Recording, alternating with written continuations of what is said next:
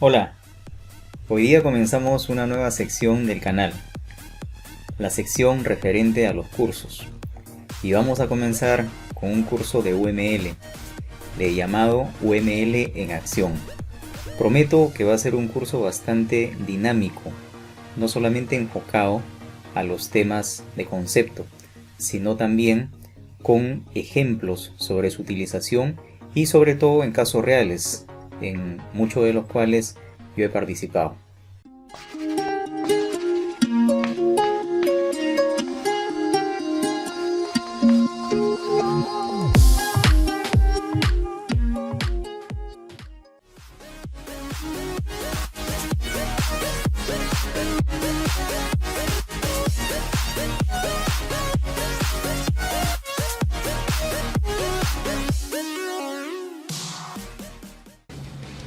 Una de las preguntas frecuentes que tengo es, primero, si es que es posible convertir las clases persistentes de un modelo orientado a objetos hacia el modelo relacional o de bases de datos relacionales. La respuesta es sí, sí es posible hacer esa conversión, o lo que también se llama mapear las clases persistentes a el modelo relacional o de bases de datos relacionales.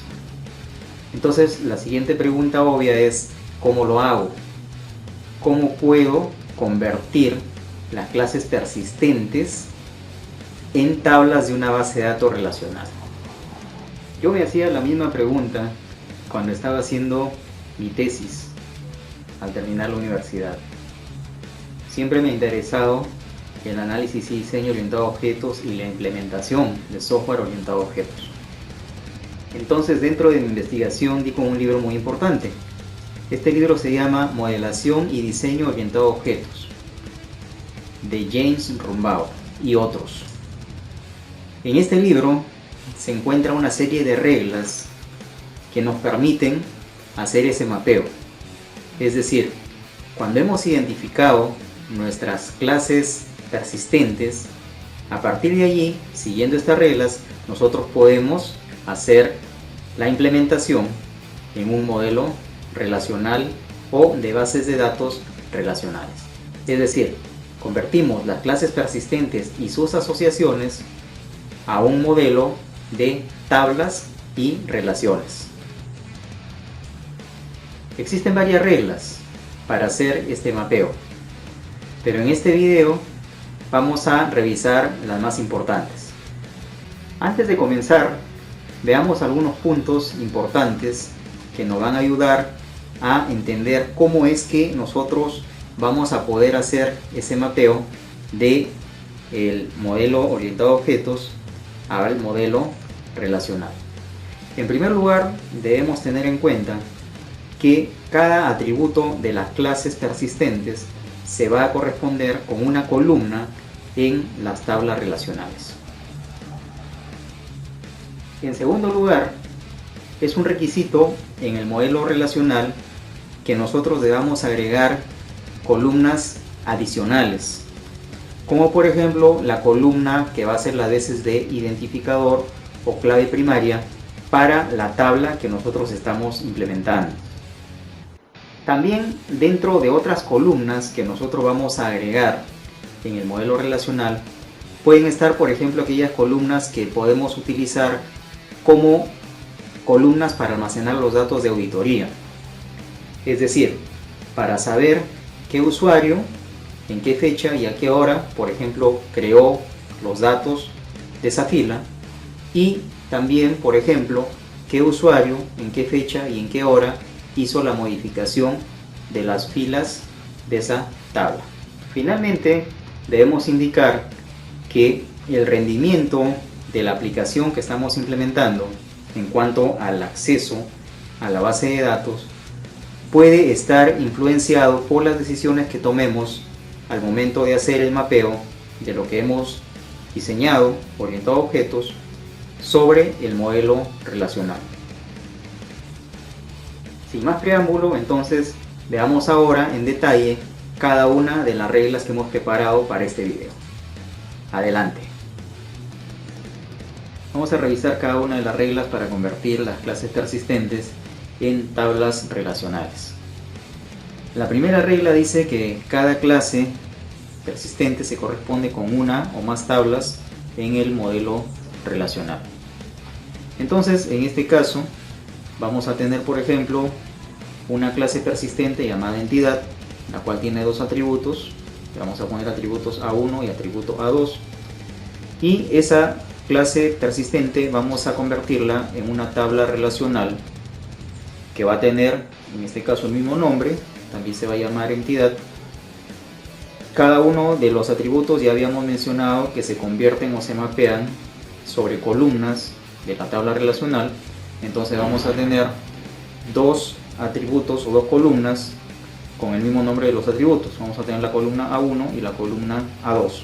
Adicionalmente, también hemos mencionado que en el modelo relacional es necesario que exista una columna de tipo identificador o de tipo identidad. En este caso es la columna ID y vendría a ser la clave primaria de la tabla relacional entidad. También habíamos mencionado que es necesario en muchos casos agregar columnas adicionales, como por ejemplo las columnas que nos permitan hacer auditoría sobre cada una de las filas de la tabla relacional. Continuemos. La regla número 1 estaba relacionada al tema del mapeo o la conversión de las clases persistentes en tablas relacionales. A partir de la segunda regla vamos a ver la correspondencia entre las asociaciones entre clases persistentes y cómo se mapean a las relaciones entre tablas relacionales. La segunda regla dice que cada asociación de uno a muchos se corresponde o se mapea con una tabla distinta, o sea, una tabla adicional, o también se puede incluir en forma de llave foránea dentro de la tabla que está en el lado de la asociación muchos. Veamos por medio de un ejemplo cómo es que esta regla se pone en aplicación. Entonces, vamos a tener dos clases persistentes asociadas, la entidad 1 y la entidad 2, ambas con sus atributos propios. Tenemos una asociación de uno a muchos y, como ya sabemos, las clases persistentes se corresponden o se convierten en tablas relacionales. Entonces vamos a tener una tabla relacional llamada entidad 1 correspondiente a la primera clase persistente y una segunda clase llamada entidad 2 que corresponde también a la segunda clase persistente. En cada uno de los casos tenemos que los atributos de cada clase persistente se han convertido en columnas de sus correspondientes tablas relacionales. Y también adicionalmente ya hemos incluido ahí los identificadores y los campos de auditoría correspondientes a cada una de esas tablas relacionales. Para hacer el mapeo o la conversión de la asociación debemos hacer lo siguiente. Fíjense que la regla dice que se debe corresponder con una tabla distinta, o sea, una tabla adicional, o se puede incluir en forma de llave foránea dentro de la tabla que está en el lado de la asociación muchos. No es muy conveniente para el caso de la asociación uno a muchos crear una tabla adicional. Eso lo vamos a ver en otro caso más adelante. Lo que vamos a hacer acá es seguir la segunda parte de la regla, que dice que debe incluirse como una llave foránea en la tabla relacional que está en el lado de la asociación muchos. Entonces fíjense en el ejemplo que tenemos en la entidad 2, que es la tabla relacional que está en el lado de la asociación muchos, tenemos incluida la columna ID1, que la hemos acá pintado en color azul. Esa columna es a su vez clave primaria de la entidad 1, que es la tabla relacional que está en el lado de la asociación 1. En eso consiste esta regla. Se lleva la clave primaria de la tabla relacional que está en el lado de la relación 1 como una columna que es llave foránea en la tabla relacional que está en el lado de la asociación N. De esa manera tenemos la conversión de la asociación uno a muchos de las clases persistentes hacia las tablas relacionales en un modelo entidad-relación. Continuemos. La tercera regla también está relacionada con la conversión de las asociaciones entre las clases persistentes hacia el modelo relacional. Entonces, esta tercera regla se refiere a la asociación de uno a uno. En este caso se dice que se corresponde también con una tabla adicional, o sea, podríamos crear una tabla adicional para representar o mapear esta relación, o también puede ser incluida como llave foránea en cualquiera de las tablas relacionales correspondientes a las clases persistentes. Entonces, para este caso del ejemplo, podemos ver que tenemos también dos clases persistentes llamadas entidad 1 y entidad 2 y la asociación de 1 a 1. Entonces, podemos mapear, como ya hemos visto, cada una de las clases persistentes directamente sobre una tabla relacional correspondiente, al igual que sus atributos, y también agregamos las claves primarias o los identificadores y los campos de auditoría. En el primer caso vamos a ver de que la clave primaria de la entidad 1 está figurando como una clave foránea dentro de la tabla relacional llamada entidad 2. Esa es la primera alternativa.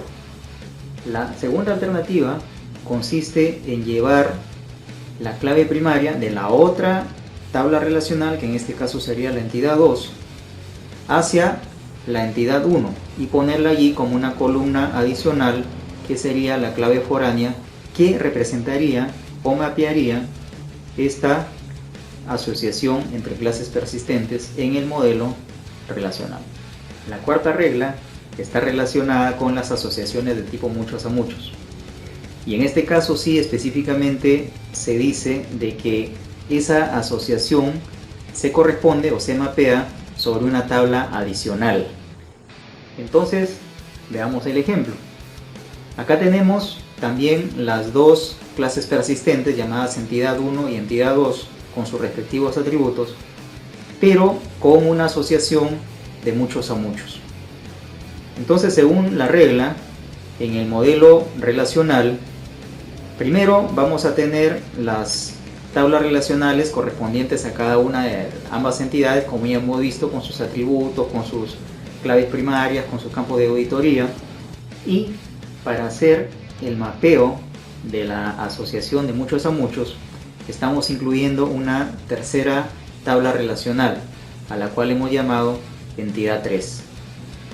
En este caso, fíjense en el detalle de que va a tener esta tabla relacional su propio identificador, que va a ser ID3 en este caso.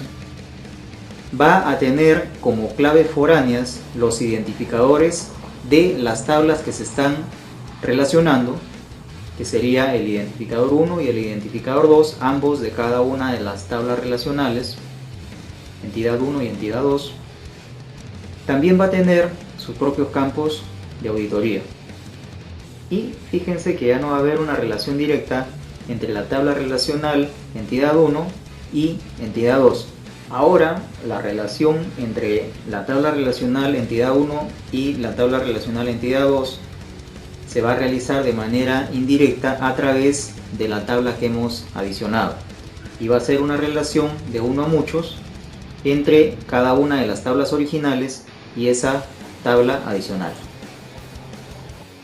A partir de la regla número 5 vamos a ver ya las asociaciones de tipo jerárquica o de tipo herencia. La regla número 5 indica entonces que la superclase y todas sus subclases se corresponden cada una con una tabla relacional. Veamos el ejemplo. Tenemos la entidad 1, que es la superclase, y tiene dos subclases que son la entidad 2 y la entidad 3, cada una con sus respectivos atributos. Según esta regla, cada una de esas clases persistentes se va a corresponder con una tabla relacional correspondiente. Entonces vamos a tener 3 tablas relacionales, una para la superclase entidad 1 y 2 para sus correspondientes subclases, entidad 2 y entidad 3, con sus atributos correspondientes teniendo en cuenta, como ya sabemos, las claves primarias y los campos de auditoría. Pero adicionalmente en este caso tenemos que aplicar también una de las reglas que tiene que ver con las asociaciones de uno a muchos, para relacionar a la superclase con cada una de sus subclases. Estas van a ser asociaciones de uno a muchos y, como ya sabemos, debemos colocar en las subclases como clave foránea la columna correspondiente a la clave primaria de la superclase. Son las columnas que en este caso están en color azul. Continuamos entonces con la regla número 6. Esta regla también está relacionada con las asociaciones de tipo jerarquía o las asociaciones de herencia entre clases persistentes. Esta es otra manera de hacer el mapeo de la herencia de clases persistentes al modelo relacional, y consiste en lo siguiente. Esta regla dice: no va a existir una tabla para la superclase, sino que más bien los atributos de esa superclase van a aparecer duplicados en cada una de las tablas correspondientes a las subclases. Veamos en el ejemplo cómo se implementa esta regla. Tenemos el mismo caso de la herencia de la superclase entidad 1 con sus subclases entidad 2 y entidad 3. Entonces fíjense, en el lado ya de la correspondencia en el modelo relacional vamos a tener solamente 2 tablas relacionales que van a corresponder a las subclases. Vamos a tener la tabla entidad 2 y la tabla entidad 3. No va a haber una tabla para la superclase, que vendría a ser la entidad 1. Pero fíjense que en cada una de esas tablas correspondientes a las subclases aparecen los atributos de la superclase. Son aquellos que acá hemos puesto en color verde. Esta sería la manera de implementar la regla número 6. La regla número 7 también está referida a la correspondencia entre la herencia de clases y el modelo relacional, y es una tercera manera de hacer ese mapeo. Veamos en qué consiste. La regla número 7 dice de que no van a haber tablas que correspondan a las subclases. Va a haber una sola tabla correspondiente a la superclase en la cual se van a llevar o se van a colocar todos los atributos de las subclases.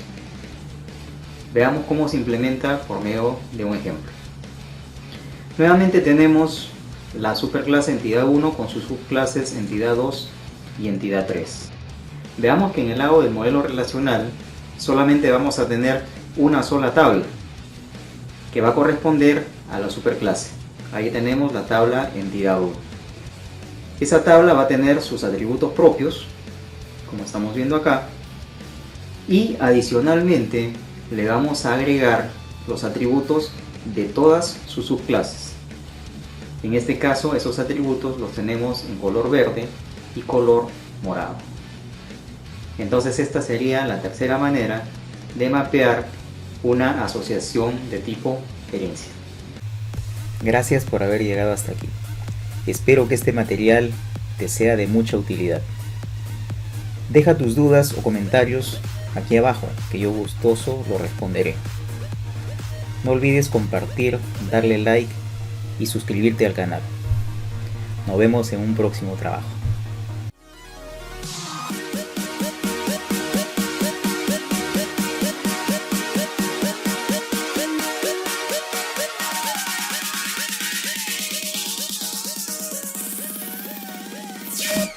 Great.